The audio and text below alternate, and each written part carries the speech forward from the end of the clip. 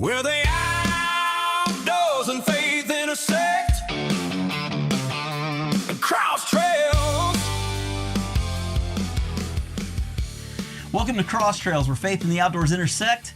John Kelley here with Troy Whitmore, and Taylor Wilson. And last week we talked about getting ready for the season. And we're talking about bow season. The season, as Troy says, when real men hunt deer. That's right. Today what I want to do is I want to talk about getting ready for the hunt. So we're ready for the season. We've done all the things we need to do, but now we're leaving the next day and we're going on the hunt. So how do we get ready for it? First things first. The part that my wife's favorite part, 8 alarms. 8 alarms on full volume. Oh, yeah. It's Heather's favorite part. 4 o'clock in the morning. Ask her. Oh, yeah. Are you going to get up? Me getting kicked in the leg or wherever she can find. Get out of bed. Turn the alarm off if you're not going to get up. Gear. So what you're saying is you're not excited enough that one alarm will wake you up. Thank you. That's where I was going. Actually, yes, but no. So I set multiple alarms anytime I have to get up. I'm one of those people. There's 2 types of people in the world. There's the single alarm. I take it back. There's 3 types. There's the no alarm, the single alarm, and the 8 alarm person. Yeah. Heather is a single alarm person. She hears it once and she's like, oh, need to get out of bed. And she'll just hop up. It like goes off and beeps once. She'll click the phone. She's like, up. She's like, Taylor, you need to get up. It just went off one time. Goodness Well, you know, I'm a single alarm guy, but I'm not that pleasant about it. I'm a single alarm. Where's the coffee? Yeah, you're mad. I'm not mad, just not yet happy. Okay, got it. I'm a fairly polite morning person. Like once I get moving, I'm good. But like when I'm laying in bed still, yeah, a little rougher. But I'm one alarm. Once that one alarm goes off, I'm usually up. I don't usually need anything else. So all right. And I'm going to tell you a crazy thing. I don't use an audible alarm. really? No, my Apple Watch vibrates. Now that could be the key for me. I need to try that. So I leave my Apple Watch. I charge it before I go to bed, and then I leave my Apple Watch on all night. And when my alarm goes off, there's no sound. It never wakes my wife up. It just vibrates my wrist and annoys me. And so I'm like, what is that? Then I look, it's time to get up. So I don't even use sound. I use wrist vibration. I'm the guy that wakes up 5 minutes before his alarm goes off. You're a weirdo. Yeah. What Sorry. a weird I have kid. those We have times. all 3 types of people that we just talked about. Yeah. I I'm have the those dude that times. stays up all night though, because I'm like, So excited. it's like Christmas night. Yeah. I'm with you on Waiting that. to wake up on Christmas morning. Yeah. Like there's been times when I knew we were going on a duck hunt and I jacked up about it, and I've been up until 1 a.m. Yeah. And then I see you guys at 4:30. I'm like, hey, what's up, dude? And then by noon, I'm Beat. Yeah. Yeah. dead. My problem is I'm a night owl. I usually don't go to bed before midnight anyways. Mhm. Yeah. And so getting up early is painful. Yeah. Not because I don't want to I've tried to do the whole get up at 4:30 or 5 o'clock in the morning, get a morning routine, do all that stuff, and you're fine. And what I find is by 1 o'clock in the afternoon, I'm crashing hard. Mm-hmm. Hard.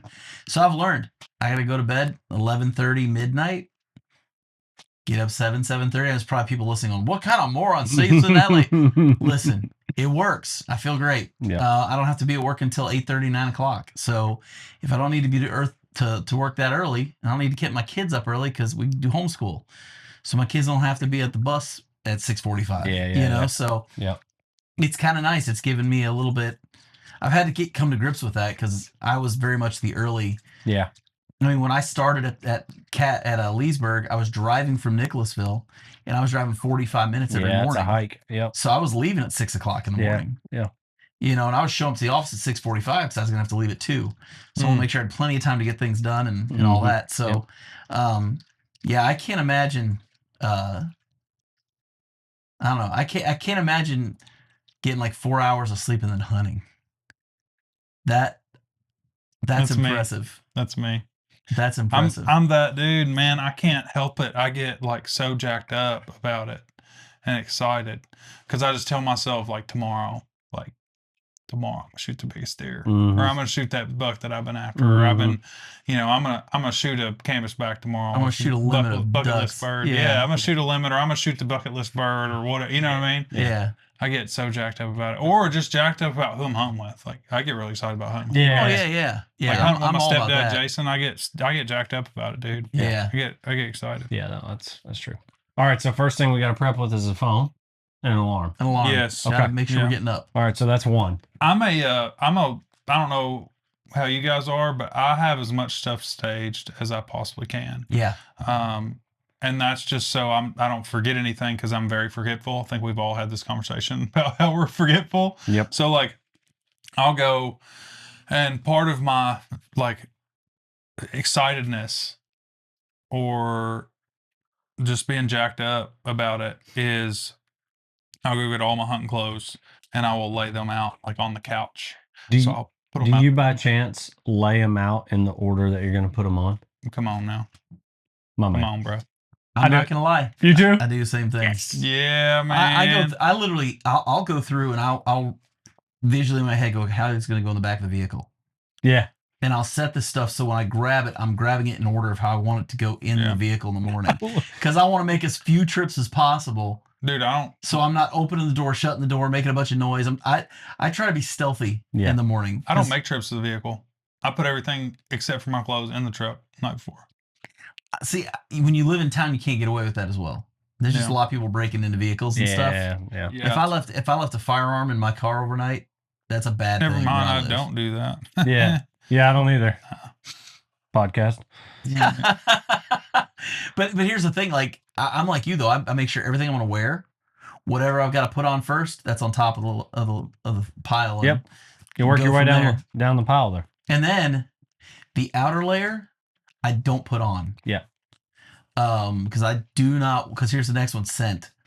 I do not want to smell like a person as much as I can possibly help it. Yeah, I'm a big. I used to when I was more obsessed with the deer stuff, but I used to do like vacuum seal bags. Like you can buy giant Ziploc bags. Yeah. Use a vacuum cleaner. Yeah, and your clothes can go in there, and you can put a couple scent wafers in there and do it that way. I just do a tub now. Yeah. It's all thrown in a tub. That's what I do. Big tote. Yeah, just a big, huge tote, and throw a couple scent wafers in there, and stuff smells like Forget about it. earth. Yeah. So that's what I do. And the other thing too, like when it's cold, I'll put on like base layer, or if I'm gonna be like going to a gas station or something, I'll put on like a pair of camo pants or just a pair of sweatpants and a t-shirt, and I'll go and I'll like crack the windows on the way there so that I'm cold and I get used to being cold. Sweat. So I don't sweat for once. And so I'm used to being cold. So when I put those layers on when I'm out in the cold, I'm like, oh man, this is nice. Instead of going from heater 84 degrees in the truck to oh crap, it's cold outside. That's a really good little tip for people that don't do that. Like a lot of people are like, man, it's cold. I'm going to crank the heat the whole way to the woods. Don't do that. Bad idea. Yeah. Because your body's like, man, this feels great. You're going to be miserable once you get there. Yeah, and it's horrible. I usually just don't turn the heat on. You get cold I just quicker, drive man. however cold the vehicle is. Except I may turn on the defrost just so my windshield doesn't. Yeah. Well, that You know, too, but outside of that, I'm like, I'm not turning it up. Yep. Yeah, And man. whatever my outer layer is, it's sitting away from everything else. And I'm like you. If I know I'm going to stop and get food or something, those are clothes I'm taking off the moment I get to the site where I'm going. You know? Yep. Absolutely. Everything that I'm not wearing, and like I have a bed cover on my truck, so I just put everything in the back of the truck. Throw it all back. Yeah. Yeah. I've got an SUV, so I'm just tossing it all in the back. Yeah. What are you taking with you when you get, let's say, all right, so the 8 alarms have went off. we have fought through our OCDs. Hey, let's go back to the clothes for just a second before we go to that. True. One other thing. I bring 2 pairs of boots. I bring one uninsulated pair to walk to the blind. Good call. And then I put on the warm pair once I get in because I don't want my feet to sweat. Because you guys know this, your feet get sweaty and you're sitting out like 12 degrees. You put the other boots on, that sweat gets cold, and now your feet are freezing, and no insulation is going to warm your feet it up. won't do anything for you. So I've learned I just don't wear insulated boots when I hike to it, and they're a little chilly, but they don't sweat. Mm-hmm. And so by the time I get there and I put those nice insulated boots on, my feet are nice and warm inside the blind. That's a good call. I'm like that with duck hunting. I don't put my waders on until I absolutely have to put my waders on. Yeah, Whether that's same. getting the water. I've noticed that, yeah. But like if I can wear Crocs and sweatpants putting decoys out, I'm wearing Crocs and sweatpants putting decoys out. Yeah. Because you get in those waders, man, you just are sweating by the time you're done setting up. Yeah, because it's brutal. It's a lot of work. Yeah. And it's hot and they're bulky and Then you get all hot and sweaty and worked up and waders and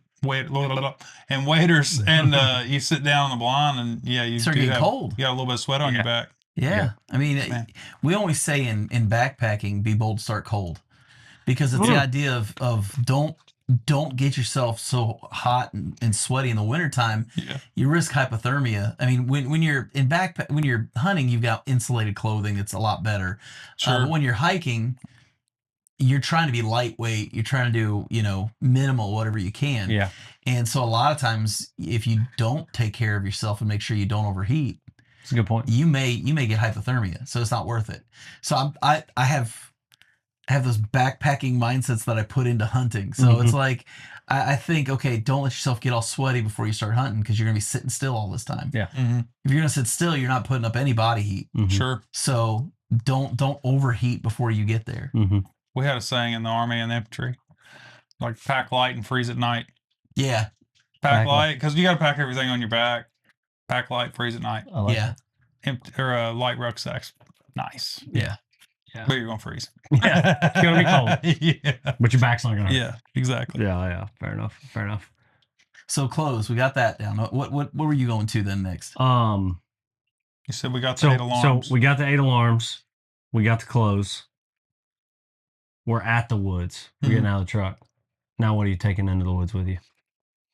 For me, it's always obviously my bow, but I have marsupial gear chest rig for my binos, and it's got a rangefinder pouch too. I keep a wind checker in the side of my bino harness, so it's always right there. I can check the wind. I usually take a backpack with a couple bottles of water. Always gonna need water regardless. I try to put whatever like snacks I'm gonna bring in Ziploc bags, so that I'm not up there with a little Debbie cake. Yeah, the Christmas trees. The Christmas tree wrapper They're gets so you every loud. time. Yeah. Yeah. But a couple snacks. I usually bring like an extra set of gloves. It depends on what time of year it is, right? Like I'll bring another set of gloves. I'll bring some hand warmers. I'll bring just that type of stuff. Yeah. How about a knife? You got a knife in there? Always. That's on my belt though. Fair enough. So when I put my pants on, that stays on my belt. And I carry none other than the Folding Hunter by Case. Camo, best knife ever made. Yep. For skinning deer. Agree. But yeah, that's what I take, and I always take a neck gaiter or something to cover my face. You got anything outside of that list? Yeah, the first thing I do is I get out of my car and I go to the bathroom. I find a tree and I do it then because I don't want to have to do it later. Yeah. So I get out and I find a spot. I go do that because I don't want to do it where I'm hunting. So I do that right there first. And then I start hiking up the trail. And I'll bring a backpack, and it's got all my stuff in it. It's got ammo. It's got bottles of water. It's got. Typically, I try not to snack. Yeah. Just because snacks are loud, and so a lot of times I'll just eat a big breakfast. Mm-hmm. I'll stop at McDonald's and get like 2 sausage biscuits or something. Get more than I would normally eat for breakfast, just so I'm not hungry until lunchtime, and then I'll leave, go get lunch, and come back, and whatever. Yeah. This is for deer hunting, by the way. Yes, for deer hunting. My loadout for duck hunting. Duck hunting. I'm bringing every snack known to man. I've got 2 thermoses, all the little Debbie cakes. Yeah. I'm stopping and getting biscuits for the boys on the way. You guys know I bring biscuits for everybody. I've got a heater. Venison sausage, like summer sausage. Dude. Yeah, we're pulling out summer it's sausage. Like I'm not playing around like, duck season. But deer season's different. You want any of this, man? Yeah, dude. Arkansas. Try this. Arkansas, we're pulling in grills, and we got bacon and eggs. Which I can't wait for that. I'm just letting you know, I can't wait for that. We're doing it. Same, dude. But no, I like a lot of what you were saying. I usually try and get dressed as soon as I get there and get everything together. I already talked about the boots, what I'll do with the boots. So I'll typically have, and And like I said, this is my first year during bow season. So what I've always done is rifle season. So I'll have my backpack on. I'm carrying a pair of boots. I'm carrying a rifle, and I've got a headlamp on. I forgot about Mr. Headlamp a minute ago. And Mr. Headlamp is an essential. Yeah. And so I'll get to my blind, which has been there already. So I'll get to my blind, get it down. I've got this cool little tray. And the first thing I do when I get in the blind is I take this little tray and it fits right over the what do you call them? The poles that are inside of it. Yeah. And set my bino, rangefinder. That's a cool idea. A water bottle, and then I bring a tripod with me, and I have the tripod set up. I just set my rifle in it. I sit back and watch and get ready to go. And be on after changing my boots into the warm ones. So that's a good idea on the boot thing. I never heard anybody doing that. Yeah, I really like the shelf. The shelf is cool. The shelf I was an accident. I found it was on Facebook or something, and it's made for the pop-up blinds, the ones you just pull out. And it fits perfectly, and it's probably about 10 inches wide and about 6 inches deep. And I mean, you can put a lot of stuff on it, and it just keeps it up, so you're not having to constantly reach down and grab things. Less movement. A lot less movement. Yeah. And so I've got that in there, and then I just chill. I've got one of those tide weave blinds that you can see through. So that's sick. That thing is awesome. Those things seem awesome. Pretty cool. Those have been a game changer. We'll have to do a video on it just so so people can see it. But I mean, if you've never used one, the reason I got my deer last year was because of that blind. Really? Because the deer came out at the corner of the blind, and if you've ever used a blind like that, you only see what you see out the windows. Yeah. So if it's coming at a corner, it'll walk right almost on top of you before you'll see it, but we could see it through that corner. Yeah. Question. And that was really cool. Can you feel wind through that blind? A little bit. A little bit. A little bit. Still it's still better in a tree stand. Yeah. It's still better in a tree stand. Yeah. Sure. Your old school ones would be probably a little warmer. Yeah. Sometimes I'll put a heater in there. Yeah. Oh yeah, that's smart too. So, you can run a heater in a blind, bro. Yeah, rifle season, I'll put a heater in there. Heck yeah. Why did I not think of that? So I get made fun of though on the gear front. Heated socks is my baby. Dude, I got a heated vest. I got a heated vest last year. Dude, heated socks are a game changer. Your feet don't sweat? My feet sweat like crazy. But they're heated. How long do they last? Oh, the whole hunt. Really? Yeah, even a duck hunt. We'll be out there till noon. I'll have them on the whole time. Bro. Now, don't get me wrong. You crank them to 10. You just seem to keep them warmer than freezing. Bingo. Yeah. Because my feet, the biggest thing that gets me out of the stand is cold toes. That's if my feet can stay warm, I can sit all day. I'm good. My hands can be freezing. My body can be. If my feet get cold, I'm out. Yep, same. Toes. Once the little guys get cold, I'm out. See you later. Yep. Not feeling that. See you later. Not digging it. It hurts. It does. The toes being cold hurts. Yeah, it's painful. I agree. Hurts bad. I've had it hunting. I've had it backpacking. I've had it camping. I mean, when your toes are... You can warm the fingers back up. Yeah, you can stick them in your armpits or something. Yeah. You can do something, but daggone, bud, if those toes get cold, dude, there ain't no getting them. Hot hands in your boots. Yeah. Hot hands in the boots. I agree with that. They work. Yep. You can't leave them in there long. I will tell you that. Because there's a buddy of mine did it with a backpack, or it was a sleeping bag, and it burned a hole in his sleeping bag. Oh crap! Oh, yeah. So you got to be really careful. You can't do it too much, but if your feet are that cold, just open up the boots, drop a couple hot hands down in there, tie it back up. After about 10 minutes, pull them out. You're fine. Yeah, that's a good call. So it's a good call on that. Yeah, I like them hacks. I'm all about them hacks. Man. Them hacks be good. So anything else you got? I don't think I have. I'm the minimal guy. I got a rangefinder. Yeah. I got a knife. A knife. Oh, yeah, I forgot. I got a knife with me too. I gotta have a knife. Gotta have a knife. Did I tell you about the knife I've got? No. So we used to have a guy at our church named Eric, and he was a knife maker. And my first year there, I got to be good friends with him.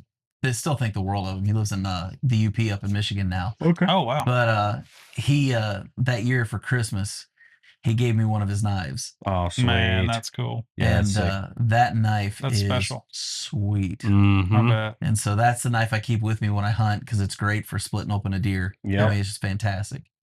So, but yeah, that's one of those kind of things. It's like there's something different when a friend made the knife you're using. Yeah, you know what I mean? Yeah, it's got a different level of value to it. For sure. Yeah. I agree with that.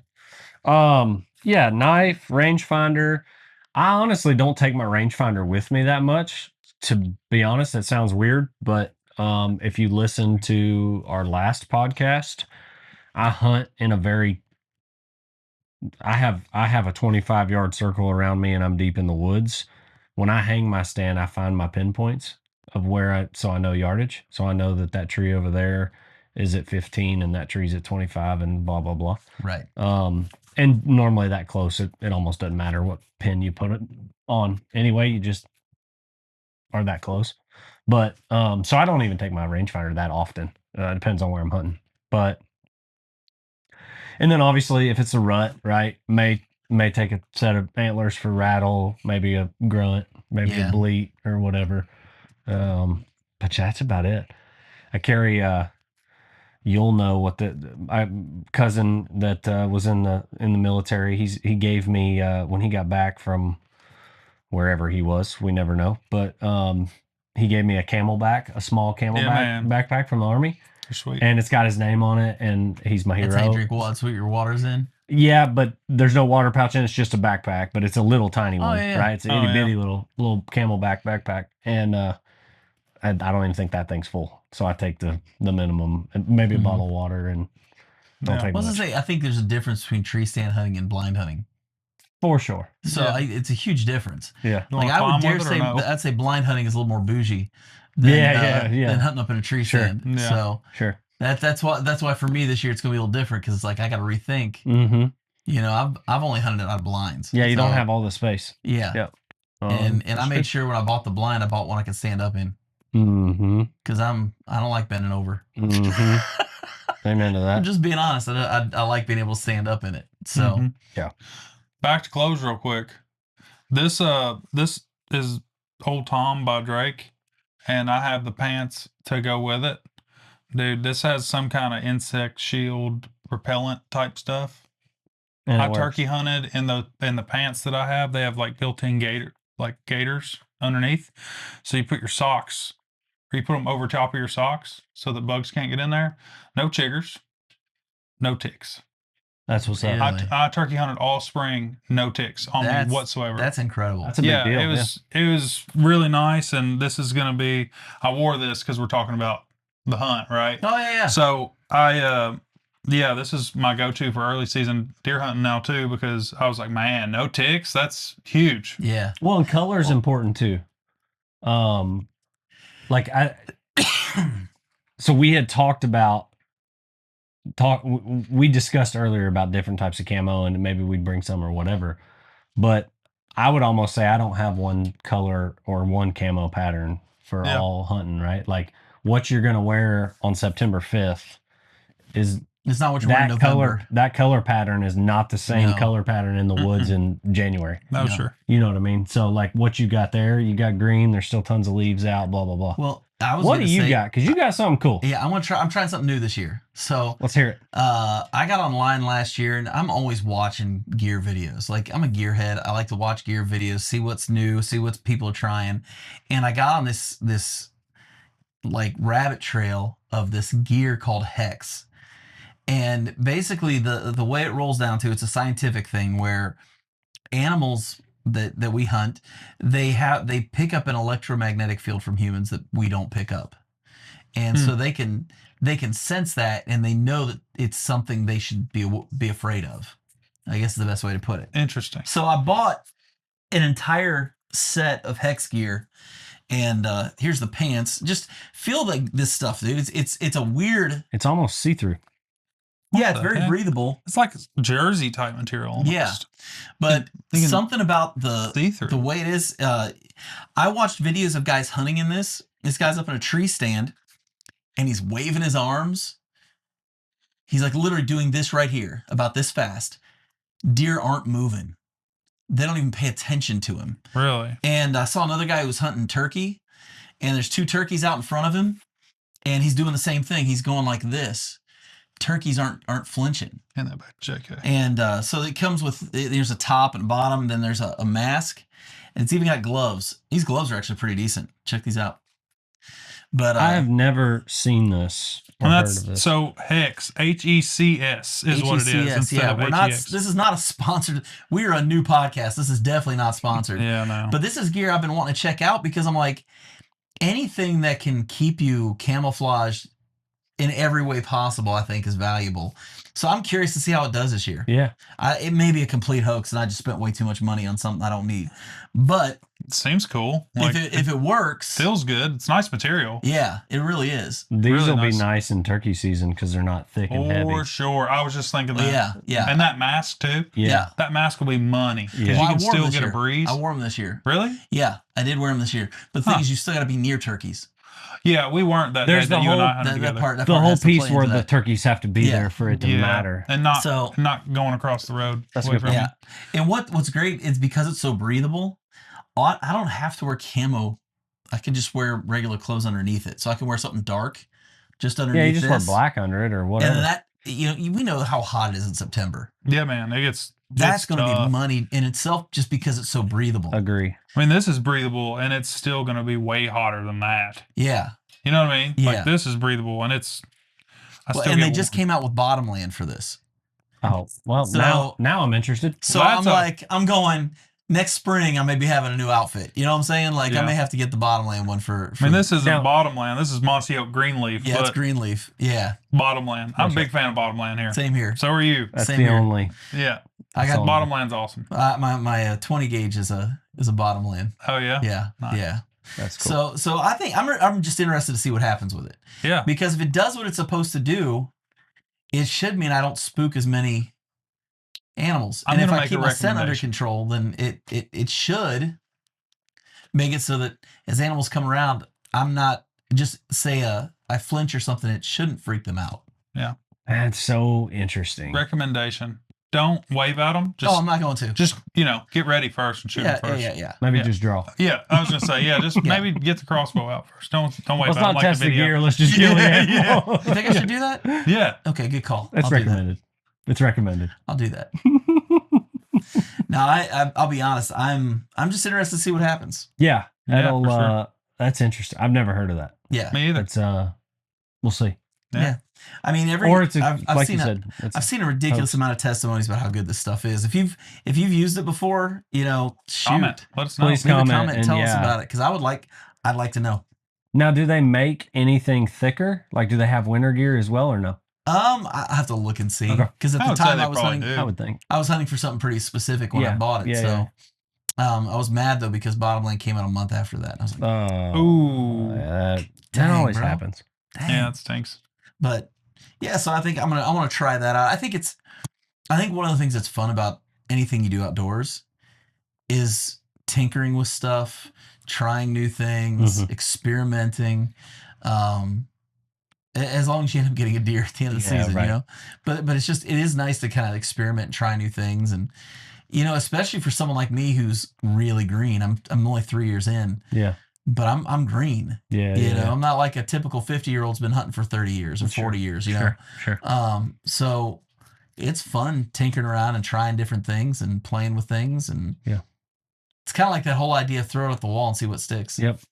I forgot one thing for I did too. for the tree stand hunters. Something to hang your Bow. bow from. Mhm. Usually I do that one. Bow Hang hang- stand. Yeah, typically do that in the prep, Yeah. right? But I forgot to mention that. Yeah, Like that's for a you big guys one. this year, Bow something hanger. to put a camera on. Yeah, I was about to say we're going to have to point. make room for camera equipment this year because we're going to be filming hunts, guys. So I forgot that'll about be cool. that. Yeah. Yeah, we're gonna have to figure out how that's Another thing I carry with me, I used to hunt in Eastern Kentucky with Heather's family. So as a requirement, you have to take a pistol. Yeah. There's black bears. Yeah. And yeah. now we're seeing black bears up this way. I was I'll gonna probably be say- packing a pistol with me when I bow hunt up here. And there call. were some just up the road from our church Yeah. in One Leesburg. long ago. Yeah. Yeah. So I mean, it's just there was one in Lexington not long ago. Mm-hmm. Paris had one. Paris had one. So I mean, Yep. bears are coming this way. I think we even talked about it a few weeks ago. did. But Yep. I mean, Sometimes in they're the making their morning- way. My favorite song too, because I get a little. It's dark out there. It gets a little scary, spooky. Jesus loves me. This I know. For the Bible. Right before- What was that? right- Tells me so. Right before a bear attacks you. Yeah. That's funny. That's You know, it's really fun. I don't know about you guys, but when you're in the woods, every footstep sounds like it's the biggest deer you've ever seen in your Squirrel. life. And yeah, it's like a squirrel, Squirrel. or a Yeah. possum, or something stupid. And you're just like, You want to hear the funniest one that has happened to me?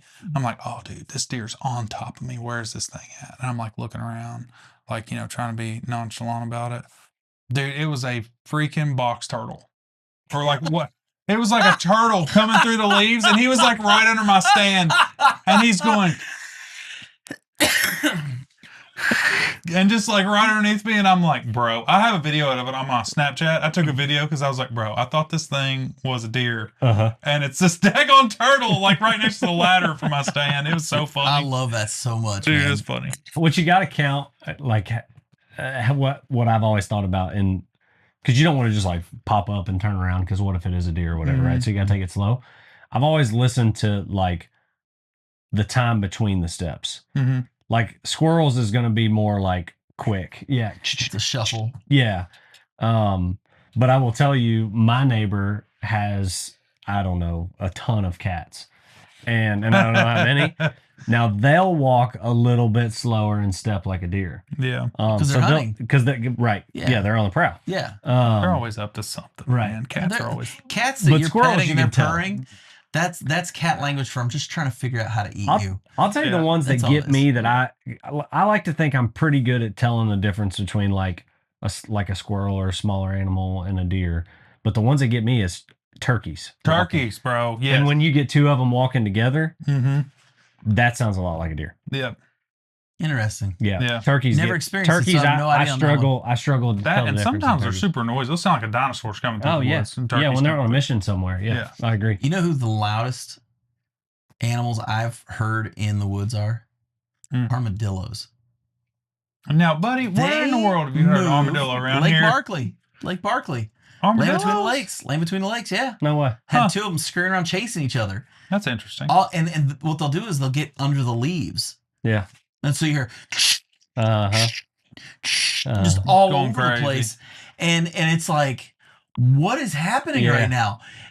Me and a buddy were down there camping out, and all of a sudden we hear that noise. We're like, what in the world is going on? You can see the leaves like a lump going through the leaves. You're like, what It's is like that? a cartoon when the gopher's coming through. It really or is. Bugs It's Bunny's exactly what tunneling. it looks like.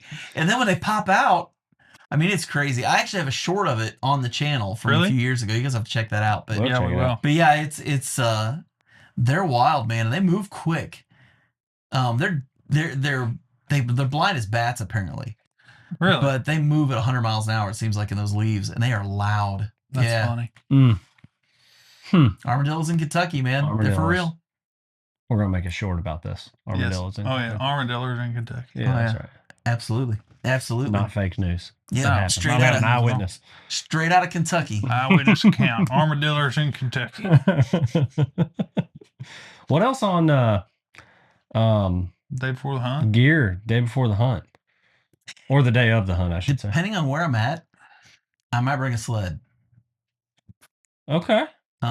Depending how far away I am from the vehicle, and if I can pull the vehicle up to where I am. Depending on like Because if whether I you can, if I'm going to be out somewhere, I've got to pull a deer quite a ways. I want to bring a sled with me. Pull That's the a deer good on call. a sled.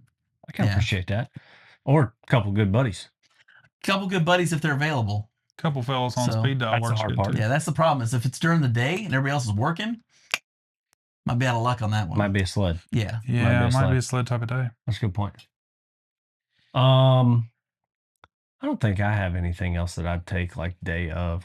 No, the camera think stuff's Steph- going to be really new for me though. The what? The camera stuff. Oh yeah. Yeah, camera stuff will be new. I was gonna say scent lock. And making Yeah. sure you got some of that Yeah. on you. And Yeah. So I Really usually protect have it. some nose jammer too with me. You guys ever use nose jammer? Yep. Works pretty good. Smells like vanilla. Yeah. You need to make sure that your wife knows what it smells like, because if not, it's going to smell like you've been around a woman, because it smells really good. Yeah, it smells good. Like some kind of perfume or something. I'm being dead serious. Oh, I believe you. Spray it on the bottom of your boots or whatever when you walk in. It's supposed to help. Well, I also, doe urine. Yeah. I don't know if you guys use any of that. Yeah. I'll use a little bit Sometimes. of it during the rut. Mm-hmm. And that's just really to just hope they catch a whiff. It's about the only time I've hunted up to this point. True. So for me, that's I'll put it about 20 feet in front of the blind before I go into it. I'll spray some right through there, and then I'll go in and You hang keep out. the bottle with you? Mhm. Better watch out, buddy. He might find you before he finds that in front of the blind. You know what I mean? You better watch I out. don't want to go all the way back to the truck, but I used to put doe urine out the day I put the first pile of corn out. Really? Interesting. Does that work? I don't know. Couldn't tell you. I don't know. I mean, do I have Makes deer on sense. camera? 100% yes. Can I tell you it's because of that? 100%. I don't know. You know what's funny is hunting is kind of like this. We're kind of like scientists because we're always going out there experimenting with new stuff, trying to see what works. And if it sticks and it works, then we're like, oh, okay, we're gonna do this. Well, and if not, I said that yesterday or last week's episode. I said I leave a T-shirt in the blind the moment I set it up. Yeah. One that I've sweated and it smells bad, I just leave it in there. And I'm not hunting for another few weeks. And so by the time that few weeks is up, they've smelled it every day and nothing's happened. So, it seems to work. Yeah. I've had some big deer come through there. That's right. I've missed a few deer that have come through there. Yep. So, but yeah, I mean, everybody's got their tricks. That's right. Everybody's got I agree. their tricks. What else? I'm trying to think. I don't think I have any others that I'd take. Scent lock, I think, is a big thing to take. I bring ear protection, but it's not because of the shooting. It's because it magnifies the sound. I was going to say, you've got the audio ones. Yeah. Oh, really? Yeah. It really makes a difference, huh? Yeah, I bring those in. I can hear everything. I mean, I can hear everything. And I was in rock bands when I was in college, and I played music my whole life. And I'm not going to lie, there might be a little bit of deafness that has happened in my life. And so those things have been a godsend. I can hear anything coming out of the woods. Yeah. And no, that's cool. It really does make a difference. And it's better for your ears as far as guns go. Yeah. Oh, yeah. It's still although something we should all do, and we're all bad about doing. If you're a real man and you use a bow, though, it's probably good. There's no noise. Yeah. Well, I'm thinking about getting a suppressor this year anyways. Well, there we go. That's one way to go about it. Multiple ways. Won't scare deer as much. So it's true. That's true. That's a good point. Well, however you have to pitch it to the wife. That might my ears. Here's the thing. I have another podcast. I make money on that one. So I just use the money I make from that and it buys my hunting gear. There you go. Buys hunting gear and backpacking gear. There you go. It's beautiful. Boom. And then I don't have to worry about asking the wife. I'll just say, it's not coming out of our bank account. You'll be fine. Yeah. So. Most important thing we haven't talked about day of hunting. When you get out of the truck. Prayer. Praying. Prayer. Get on it. Hey, and if it's a must. Absolutely. Any testament to anything, go back, 2 episodes ago to the turkey? Yeah. To the turkey episode? Yeah. Man, praying intentionally can have intentional prayer. Yeah, man. Which flows right into the next best set of gear. It's your armor. Which is the full armor of God. That's right. Right out of Ephesians 6. Ephesians 6, 10, and 11. Put on the full armor of God so that you're encouraged or can be encouraged. No, put on the full armor of God. What's it say? I just messed it up. Put on the full armor of God so that you can take your stand against the devil's schemes. Yeah, there you go. So, yeah. And what are they? What are the devil's schemes? No, he's got a lot of pieces of armor. Yeah. Right. Well, Troy, share with us the pieces of armor. Oh, you just put me on the spot. I just messed up 6'10". Well, I'll give you guys a little bit of free chicken here. It's on the wall right there. Belt of truth, the breastplate of righteousness. That's awesome. Shoes of peace, the shield of faith. I was ready. Helmet of salvation and sword of spirit, and that's Ephesians 6:10. Look at you, man. I'm a cheater. Using my resources. That's what I call it. It's not cheating. It's using my resources. Hey, that's why it's there. Can't forget it that way. Come on. Can't forget it there. What's the first one? First one, belt of truth. Belt of truth. What does that mean? What is a belt of truth?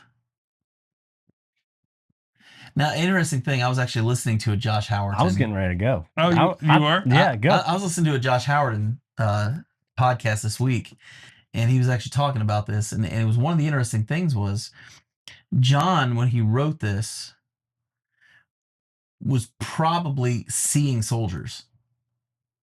Or not John, I mean Paul. When Paul was seeing this, he was probably seeing soldiers. Yeah. So he's looking at each piece of the gear.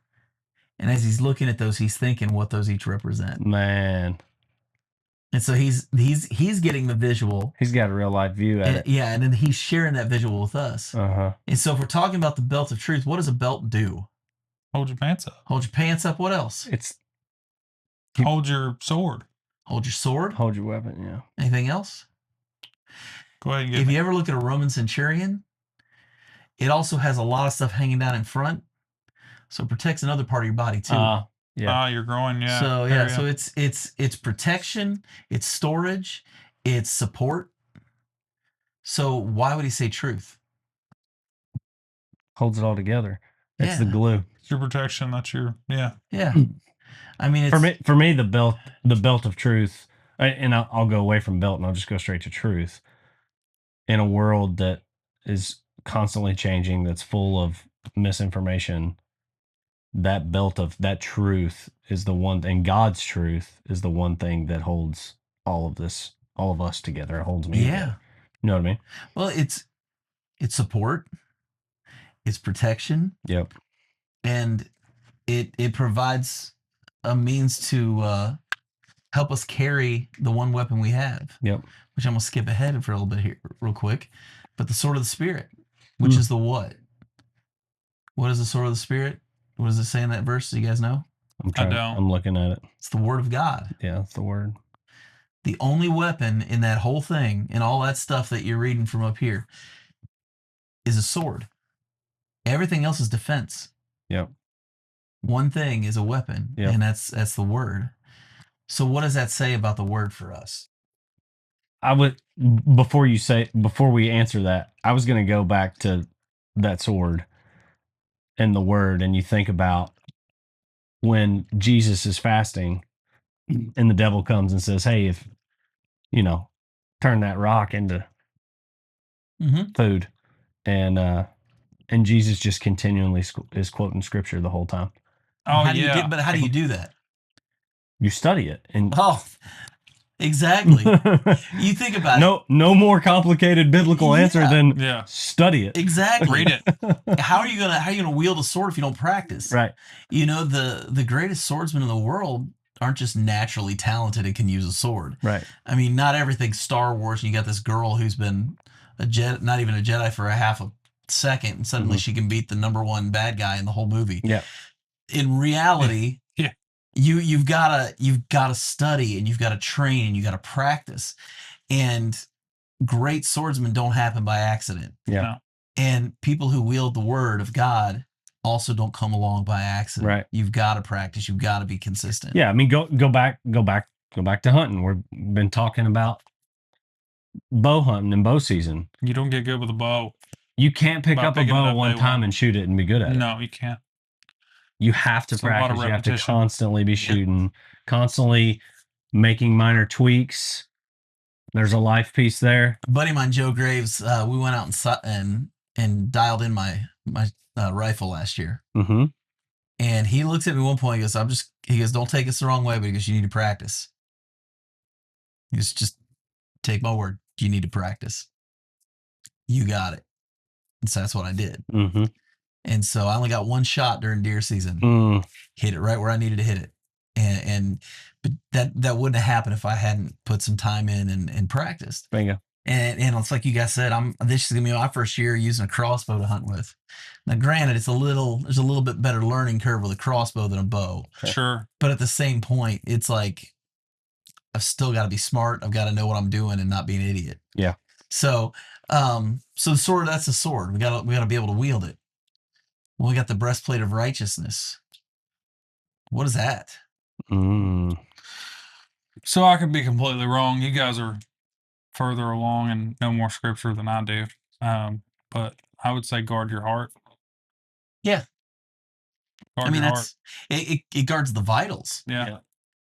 I mean, you think about it, it guards your heart, your lungs, your stomach, your kidneys, anything, your liver. I mean, everything is up in here. All the soft stuff that can get destroyed is going to be behind that breastplate. Mhm. I don't know the scripture, but aren't we told to guard our heart at some point in scripture as well? Yes. Yeah. The heart can be deceitful. Yeah. I know Like all I've things. read it somewhere. I don't Yep. know where from. I can't Yep. quote it. Well, it's the whole thing, and we're going to talk about I this. need to sharpen my sword, clearly. That's right, buddy. That's okay, though. But here's the thing. Next week, we're going to talk a little about not abandoning our first love, right? Yep. But we have to be careful what we fall in love with. And so we always have to lean into righteousness, because if we're not careful, we can let our hearts be led to something else that's going to cause damage to it. It's when we get our hearts set on worldly things, we get our hearts set on things that aren't of Christ. That's when we leave ourselves vulnerable. And that's where we don't have that breastplate of righteousness in place. Flaming arrows of Satan. Yep. They can get right to it, because guess what? You left your heart unguarded, like what you were saying. Yep. Yeah, I think you nailed it. Guy at work that I do some rucks with sometimes and train with, run with. He told me he's been reading a book about I think it was Oprah's book about faith, that talks about faith that she's had with people, and it talks about how loves are priorities, and sin is when one of our loves or our priorities get out of order with what we're in love with. It's like if we put money before God, then money gets in the way. Naturally we get our priorities of love out of order sometimes. And I was like, man, that's pretty good. I'm the only one of us with a daughter. Yeah. True. Daughters have soft hearts, man. And I'm just praying that she doesn't get tricked into falling in love with the wrong guy, for all the reasons we're talking about. Yep. I don't think there's going to be anything that'll devastate me more than if some dude breaks my daughter's heart. I can't imagine what that's going to be like. And so I'm sure God's sitting up there going, take care of your heart. I don't want to see your heart broken. Yeah.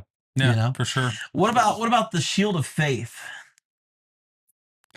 They're all amazing, but I like this one specifically. I could be wrong. You know the scripture more than I do.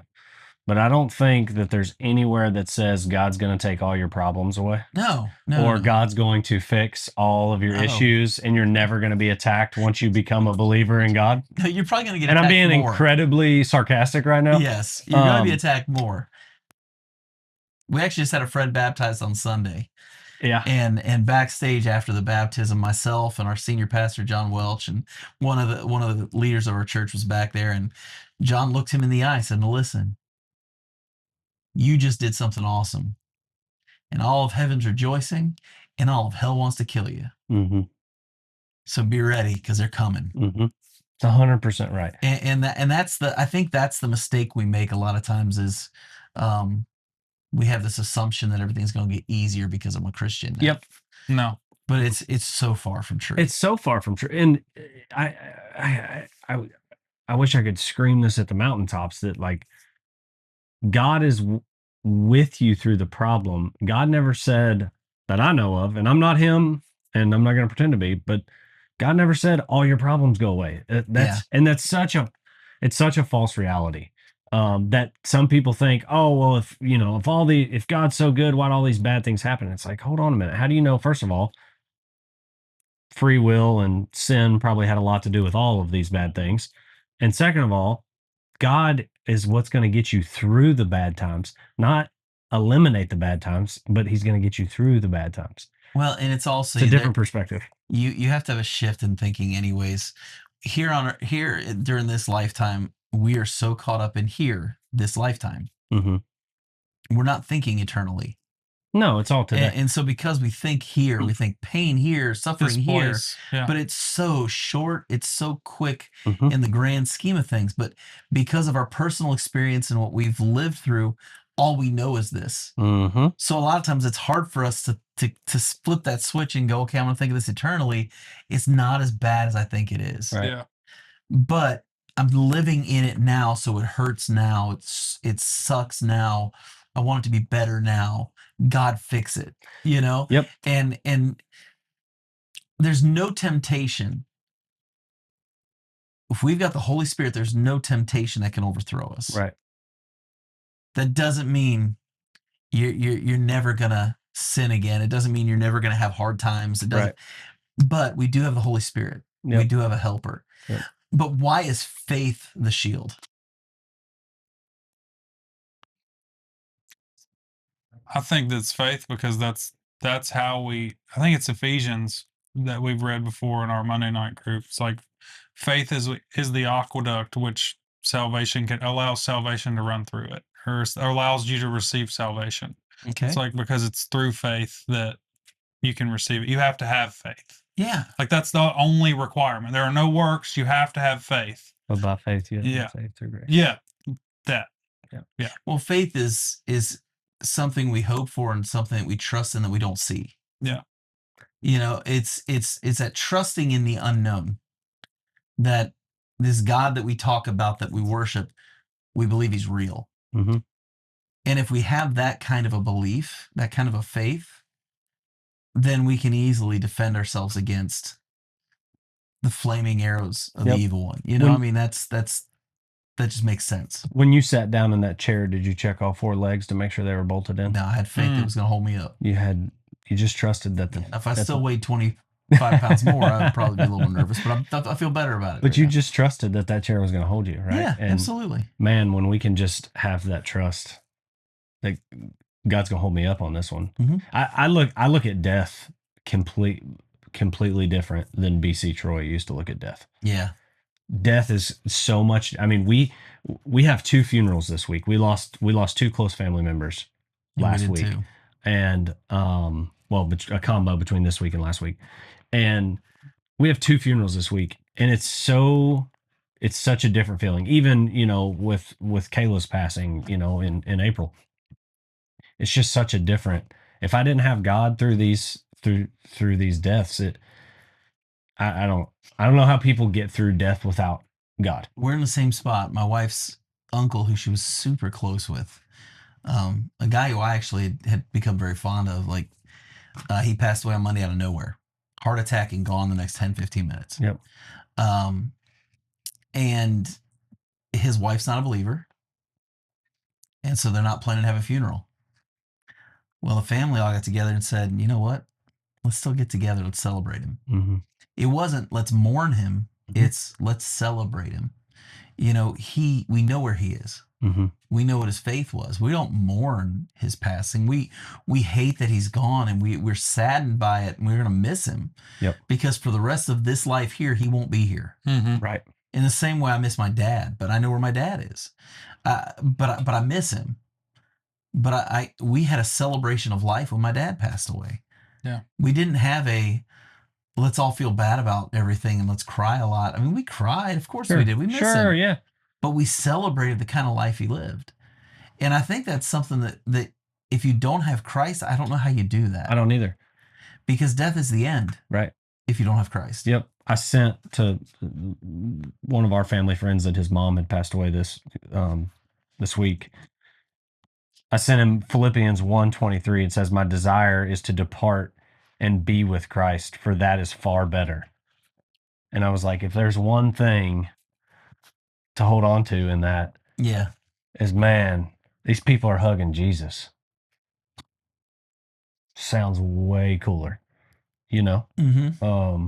And to your point, yes, I'm sad I don't get to physically touch, and hug this person and talk to this person. Yeah. All those things are sad, but when you think about where these people get to go, Mm-hmm. it's a pretty good spot. Yeah. There's 2 other pieces of this we haven't talked about. Yeah, we got to finish that one. We got feet fitted with the readiness that we get in peace. So what does that mean? Why would he pick your boots and peace? Well, what is that? How does that work together? What do you think that means? I'm calling you out. Sorry. Call me out big time.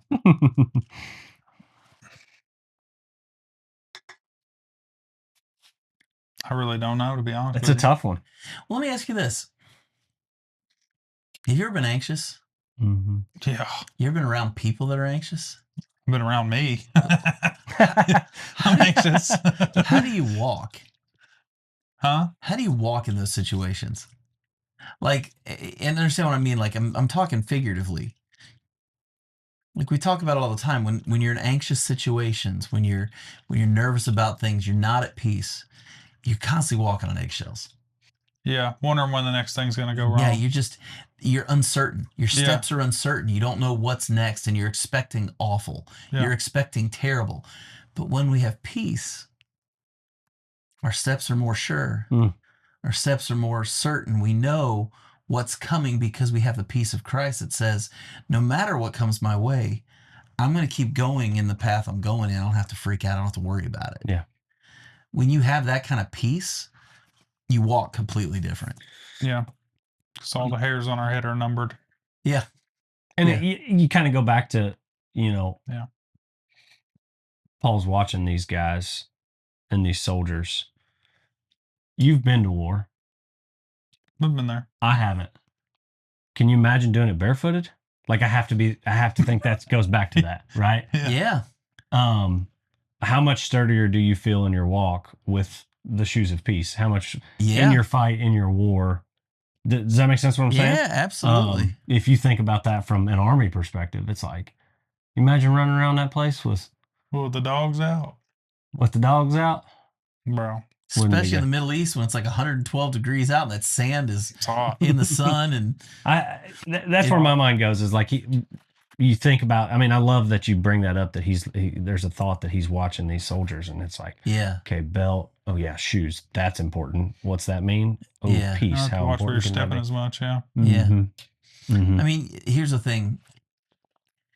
I'm going to do a hiking thing here, but the most important gear you have when you hike is what you put on your feet. Yeah, 100%. I'd say same for hunting. Because here's the thing: when that you say it like that, you're walking miles and miles and miles and miles, if you have the wrong shoes on, your feet are hamburger at the end of the day. I know because I've been that guy. Yeah. I've been the guy who I get done at the end of the day. I've got blisters everywhere. I'll have to show you some video of it. It's disgusting. Blisters everywhere, and I'm making duct tape inserts to put around my feet before I put my hiking shoes on, because I've destroyed my feet because I had the wrong shoes. Yeah. And so if we want to walk ready and we want to walk in a way that we're not in pain all the time, we have to have peace. You have to have peace. Back on, we're learning on the podcast too, baby. Come on. Well, let's talk about one more thing here. Let's talk about the helmet of salvation. Let's talk about the helmet of salvation. Why is the helmet of salvation so important? I've got an opinion on all this, but I'm going to hold it. Give me the opinion. Let's hear it. No, mine's a summary of all of this. And it's in my head, and I won't forget it. So tell us. Okay. Why the helmet? First of all, what is salvation? What does it mean to be saved? Yeah. It means to be born again in Christ. Born again? And that's the ability to do what for eternity? Do what? The ability to do what for eternity? Live. Exactly. Be with Christ. Yeah. I mean, not just live, but live it good. Yeah. I mean, a lot of times we get caught up in heaven. Heaven's great. But the real great thing is that we're going to be face to face with Jesus. Mm-hmm. I mean, I don't think if you're not a believer, if you're not someone who understands what that means, when you give your whole life to one thing, and then the day comes that you finally get to be face to face with that one thing you've been giving your whole life to, I don't even need anybody else to be there. Yeah. Everybody talks about, well, there's no sorrow, there's no pain. What about the people that you love that don't make it? I'm going to be honest with you. I'm probably not even going to be thinking about it. Mm-hmm. Because no, Scripture talks about that a little bit. There's Jesus. Yeah. Doesn't Scripture talk about that a little bit? That God will wipe away the tears. Well, He'll remove every we tear. won't even be able to recognize because how perfect everything will be. Yeah, it's the whole thing's gonna be different. Think of it this way. The word shalom is good here, because when we hear shalom, what's the thing we think shalom means? I honestly don't know. What do you think shalom means? I don't know what shalom means. Peace, right? That's what people say. Peace. Okay. Shalom. Peace. Well, shalom actually means more than that. It means everything as it should be, which is what brings about peace. And so it's a return to how things should be. So basically, you think about it, the Bible doesn't tell us we go up to heaven. The Bible tells us there will be a new heaven and a new earth. Mm-hmm. And we're going to live in a new earth, a new Jerusalem, basically, and it's going to be what Eden was supposed to be. So basically, we're going to have for eternities everything the way it should have been in the first place. Mm. And so there will be no fear, there'll be no tears, there'll be sorrow, there'll be no pain. We could go for 2 hours just talking about that. Yeah, right. But why the helmet of salvation? What does a helmet protect? Yeah, the head. The head. Brain. So why would it talk about, okay, your thoughts? So why salvation? Why is salvation the helmet? For me personally, that's what keeps me frontline focused on what I'm getting after. Yeah. In the head. Yeah. That's where my mind goes, is that helmet is going to keep my head pointed true in the north. right direction. Yeah. And there's the North Star, and I'm heading at that star. We've talked about it, right? We've talked about the fact that we gotta switch from temporary to eternal. Mm-hmm. So if salvation is on our mind, we're not thinking about earth. We're thinking about the eternal. Mm-hmm. We're thinking past this. So things like everyday issues that we have, Mm-hmm. they may bother us, but they don't carry the same weight. Right. Because my head's not focused on temporary. My head's focused on the eternal. Yep. And you realize how much matters. Yeah. Right? When the head's in the right spot. Yeah. I mean, think about it. If we could walk in peace, be focused on the eternal, know the Word of God, have the faith to not allow temptation to bother us. Mm-hmm. You know, when we put righteousness as our breastplate and protecting our hearts, taking care to make sure that we don't let our hearts be driven astray. I mean, you put all this together, it all makes so much sense. Yeah, it does. Well, and I, like, when you're talking there, what kept going in my head was, let's go back to a disciple and following Jesus, being changed by Jesus, committed to the mission of Jesus. And then you get into that whole head, heart, hands thing. This starts making a whole lot of sense. I was about to say head, heart, hands a second ago. Were you? Yeah. That's funny. We're on the same wavelength. But what is the thing that supports all of it? I'm going scripture, unless you're talking body part. I'm talking of these things here. What's the one thing that supports and holds everything together? The belt. The truth. The truth. The belt of The truth that Jesus is the Son of God. Yep. That he was born of a virgin. He died, and 3 days later he rose again, and now we can spend eternity with him. Knowing that truth holds all that other stuff together. Yep. And 100% agree. But the head has to match the heart, and the heart needs to match the hands, or heart, head, hands probably is a better order to put it in. But until we can really get it in our heart, like I struggled with that for a long time. It was always up here. I always had it in my head. Mm-hmm. I don't know that I always had it in my heart. I would try to do it with my hands, but then I get into the works category. Well, I'm going to push a little bit back on you here. Okay. You decide what you're going to follow. Yeah. Jesus is the only one who can change your heart. I'll agree with that. Yeah. You can't change your heart. I might not have let that happen. I would say that's the piece that I'm might missing. be a little bit more of it. I say, yeah. We get in our heads that we can change our hearts. We can't change our hearts. Yeah. The only thing we can do is say, you know what? This makes sense. God says do it. I'm going to do it. That's a good point. I'll be honest with you. There are times on Sunday mornings when I show up to church and I do not want to be in that worship service. Mm-hmm. It's just not there that morning. I don't want to raise my hands. I don't want to sing. But I go in, I raise my hands, and I sing. Mm-hmm. Because sometimes I need my heart to follow my head. And it's something, sometimes you have to decide to follow regardless of how your heart feels. Mm-hmm. Because you need God to change that. Mm-hmm. But he's only going to change if you make the decision to do what he asks you to do. Yeah. That's discipline too. Yeah. It's discipline in your faith. Yeah. Discipline's a good way of doing what you have to do even when you don't want to do it. Yeah. I agree with that. It's a big deal. It's a big deal. Well, man, this was awesome. This is a good call. It was a good one. Yeah. This is good. We're coming back next week, and we're going to talk about Troy's hunt that was lacking apparel. Good way of putting it. Is that fair? Is that fair to say it that way? Troy's hunt that was lacking apparel. Now, if that doesn't get you interested to find out what's going on next week. Lacking apparel, but he came away with something a lot of us dream of getting. Yeah. So, came away with a trophy. Came away with the trophy. So Special trophy. this is not an episode you want to miss. Make sure you're here for it. Thank you guys for tuning in. Don't forget to like and subscribe. Don't forget to tell your friends about the podcast. Share it on all the social media platforms because we'd love for people to hear about this. And with that said, we will catch you guys on the next one. On the next one. Where the outdoors in faith intersect.